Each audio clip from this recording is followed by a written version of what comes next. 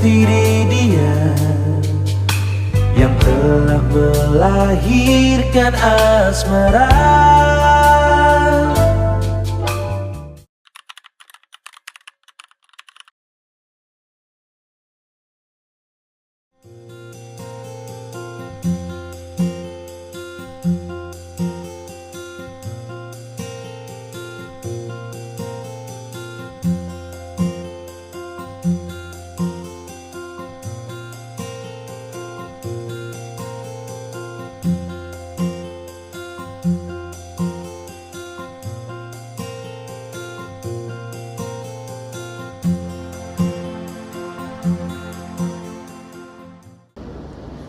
Permisi Kak, saya Rani, mahasiswa magang di jurusan akuntansi.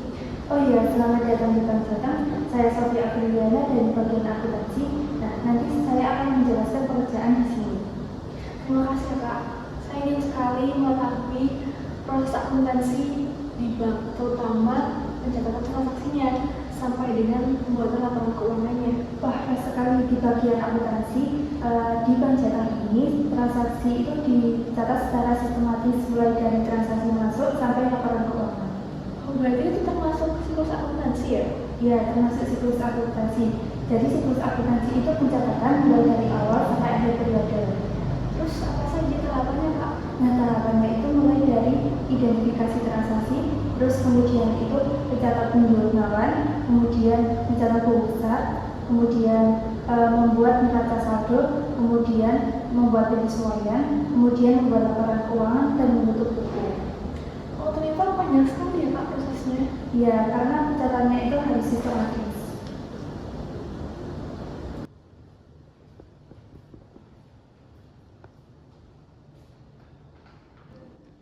Selamat pagi semuanya.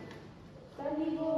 Nah, ini sebagai mahasiswa magang nih, kamu harus tahu bahwa laporan keuangan itu tidak hanya soal angka, tapi juga tanggung jawab pada publik. Baik Bu. Nah, Bank Jateng ini kan sebagai bank daerah. Nah, kita harus mempunyai standar akuntansi yang berguna nih bagi masyarakat. Oh, ternyata standar akuntansi seperti itu ya Bu. Iya, sangat penting. Nah, tanpa standar ini, laporan keuangan itu menjadi sulit dan susah untuk dibedakan. Oh, begitu. Oke, baik Bu. Baik nih, karena saya ada sedikit urusan, untuk Rani silakan belajar siklus akuntansi lanjutannya ke Kak Sofia. Baik Bu. Ya, puisi.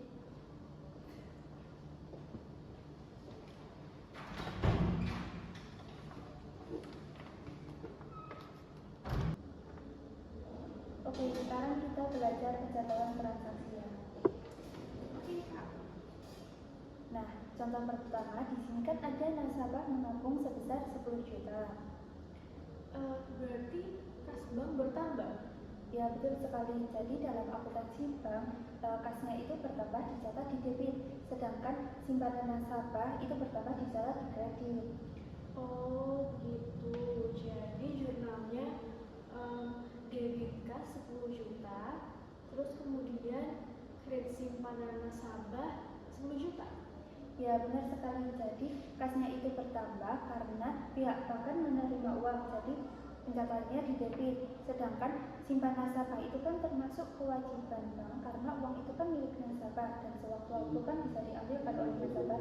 Jadi kayak pihak bank itu mempunyai utang sama nasabahnya, jadi pencatatannya di kredit, kecuali kalau nasabahnya itu menabung dan dimasukkan ke tabungan deposito. Nah, itu nanti pengambilannya itu menggunakan jangka waktu. Kalau bank memberikan pinjaman kepada nasabah, nah itu juga dijawab. Nah, contoh semisal di sini itu bank itu memberikan pinjaman sebesar 50 juta ya. Berarti kredit yang diberikan bertambah di debit, terus kas berkurang di kredit. Ya, benar. Jadi pinjaman dicatat di debit karena itu kan menjadi aset bank. Jadi bank itu punya hak untuk menagihnya. Sedangkan kasnya di kredit karena bank kan mengeluarkan kas kan. Makanya dicatat di kredit. Saya baru sadar ternyata transaksi bank itu sangat banyak banget ya Kak. Ya, makanya pencatatannya itu menggunakan komputerisasi dan dicatat secara sistematis dan transparan gitu.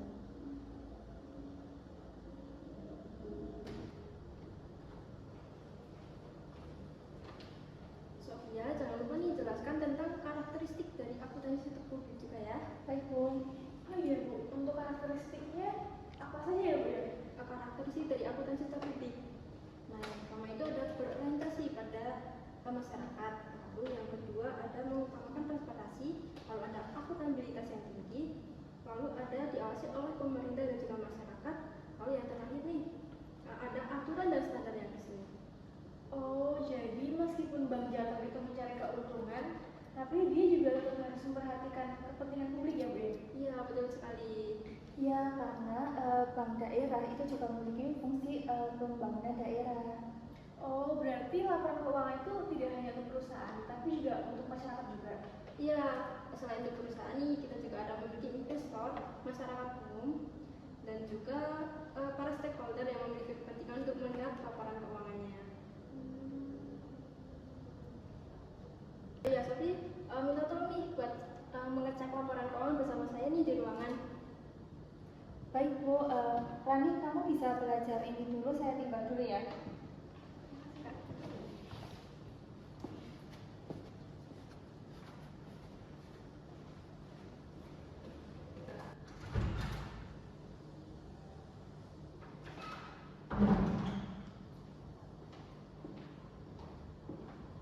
Wah, mbaknya karyawan baru ya di sini?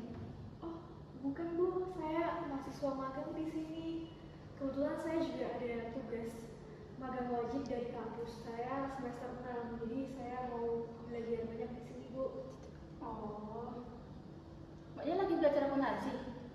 Iya Bu, tadi barusan aja diajarin sama Kak Sofia, benar banget soal siklus akuntansi. Tadi juga ada Bu Sinta yang udah jelasin karakteristik akuntansi sektor publik. Wah, bagus-bagus. Tapi ingat, pencatatan akuntansi itu harus jujur. Jika ada kesalahan sedikit saja, itu dapat mempengaruhi laporan keuangan. Siap-siap Bu, saya juga pasti akan mengutamakan etika saya di sini kok. Sebagai auditor internal, sudah jadi tugas saya untuk memastikan bahwa transaksi itu sesuai dengan standar akuntansi yang berlaku. Kalau misalkan ada kesalahan, gimana Bu?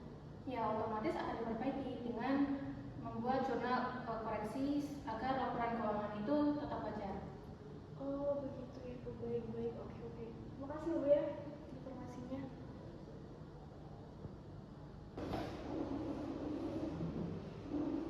Selamat siang semuanya. Siang Bu. Hari ini nih kita mau mencoba simulasi siklus akuntansi agar supaya anak ini bisa lebih tahu nih tentang akuntansi dalam Bank Jateng ini. Baik, Bu. Nah, tahap pertama adalah identifikasi transaksi. Iya, dari identifikasi transaksi itu artinya kita itu mengidentifikasi apakah transaksi itu mempengaruhi keuangan atau tidak. Oh, contohnya pembayaran listrik kantor ya? Ya, tepat sekali. Itu termasuk transaksi. Terus selain dari pembayaran listrik, contoh lain apa lagi? Nah, contohnya itu ada pembayaran sewa gedung, lalu ada pembelian peralatan, dan ada pembayaran gaji karyawan. Oh, begitu. Oke. Nah, dalam tahap pertama ini apakah ada pertanyaan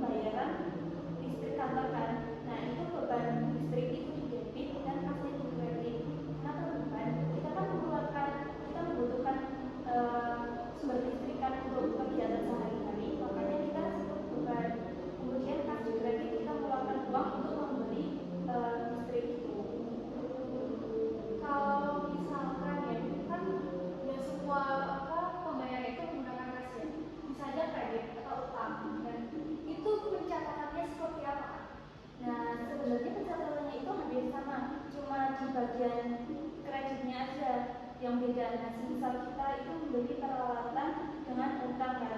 Nah, peralatannya itu kan akan bertambah kan otomatis, tapi kreditnya itu kita menggunakan utang. Jadi misal kita kayak membayar utangnya itu nantinya itu utangnya itu di debit dan kasnya itu di kredit gitu. Oh begitu. Jadi banyak paham sih aku di sini.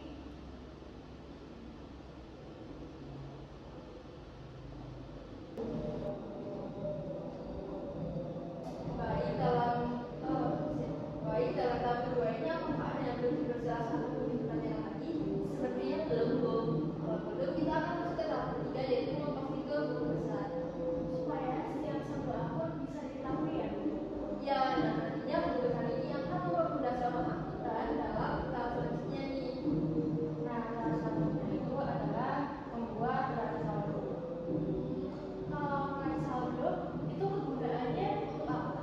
Nah, kegunaannya itu untuk mengecek keseimbangan debit dan kreditnya. Berarti kalau misalkan angkanya tidak seimbang, berarti ada kesalahan di neraca saldonya ya? Ya, benar sekali. Bisa aja salah di dalam jumlahnya atau salah akunnya.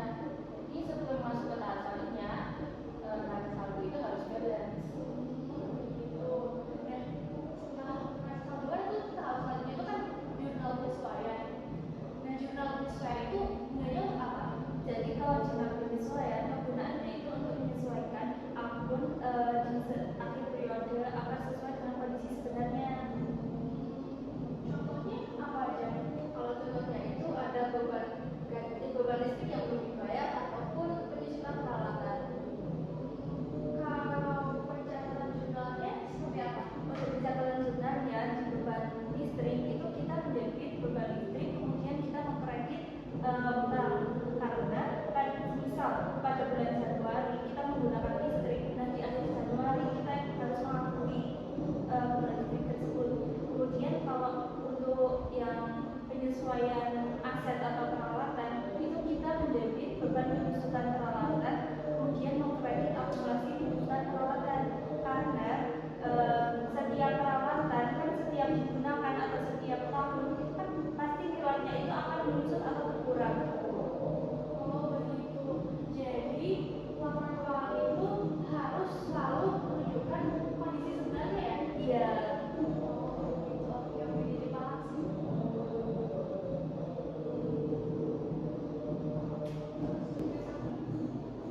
Oke, jadi tahap selanjutnya itu kita membuat laporan keuangan. Oh, untuk laporan keuangan itu ada apa aja? Biasanya ini ada 5.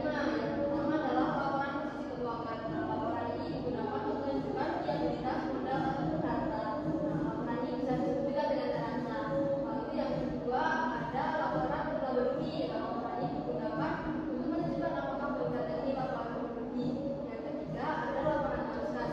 Nah, laporan arus kas ini digunakan untuk menunjukkan kas secara real dari perusahaan ini. Lalu selanjutnya adalah laporan perubahan ekuitas. Nah, laporan ini digunakan untuk menunjukkan modal dari perusahaan tahun kemarin dan selanjutnya. Selanjutnya ada CLK atau catatan atas laporan keuangan. Nah, ini digunakan untuk menunjukkan akun dari laporan keuangan yang tadi. Oh begitu. Ternyata ada banyak banget ya laporan keuangan itu. Ya, pengguna laporan keuangan juga banyak, seperti pengguna internal maupun eksternal. Kalau bedanya antara pengguna eksternal sama internal itu apa? Nah, kalau pengguna internal itu di dalam perusahaan itu sendiri, contohnya itu seperti manajemen. Kemudian kalau dari pihak eksternal itu seperti yang dari perusahaan itu sendiri, seperti investor maupun kreditor. Oh begitu. Kalau tahap terakhir, Tahap terakhir itu ada penutupan buku. Jadi di akhir periode itu menutup buku untuk menahukan pendapatan dan beban. oke, jadi paham sih. Terima kasih ya, Chandra. Ya, selamat belajar ya.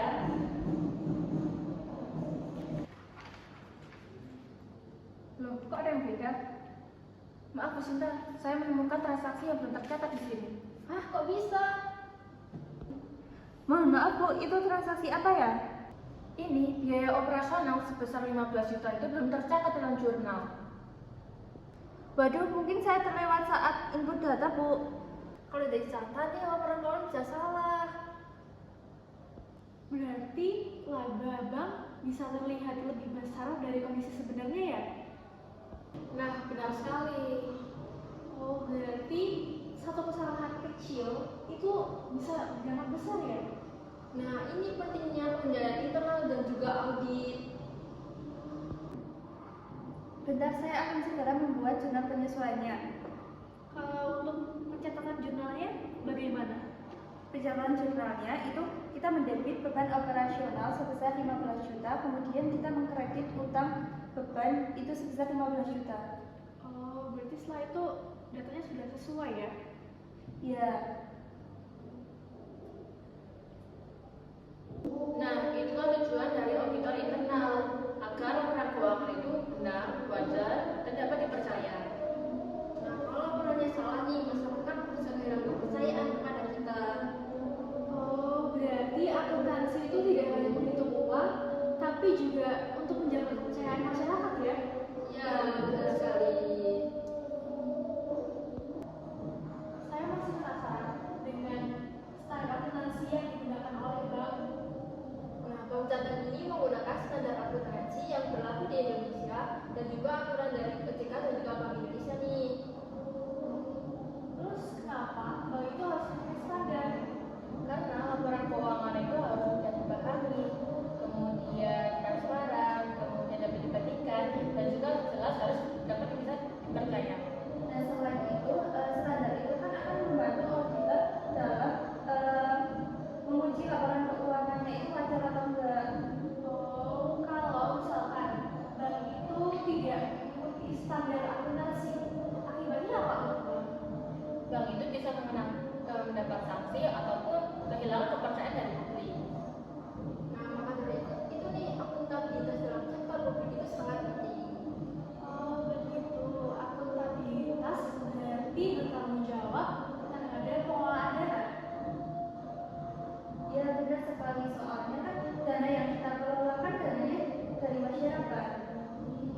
Oke, aku jadi paham nih. Kenapa akuntansi itu bisa detail banget dan harus banget disiplin ya?